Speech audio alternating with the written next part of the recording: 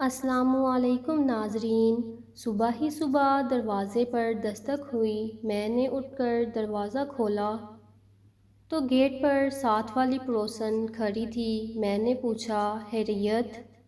وہ جی تھوڑا سا کام تھا۔ میں نے کہا، جی حکم کریں۔ میں نے اس کی آنکھوں میں دیکھا تو اس نے نگاہیں جھکا لیں، مگر وہ آنسو جو نکلنے کے لیے بے تاب تھے وہ کنٹرول نہ کر سکی۔ اس نے منہ دوسری طرف پھیر کر اپنی آنکھیں خشک کر لیں۔ میں نے کہا، گھبرائیں نہیں، بولیں کیا بات ہے؟ اس نے کہا، گھر میں 2 دن سے فاقہ ہے، اگر آپ 200 روپیہ قرض دے دیں تو میں جلد لوٹا دوں گی۔ میں لرز کر رہ گئی۔ اس کے 3 چھوٹے بچے تھے اور ایک تو پچھلے ہفتے ہی پیدا ہوا تھا۔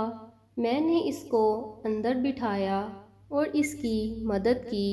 ہم جو پورے ملک کے حالات بدلنے کے دعوے اور وعدے کرتے ہیں، مگر ہمیں اپنے ساتھ والے پڑوسیوں کی خبر نہیں ہوتی۔ حدیث شریف کا مفہوم ہے کہ جس بستی میں کوئی غریب بھوکا سو گیا، اس بستی پر سے اللہ کی رحمت اٹھا لی جاتی ہے۔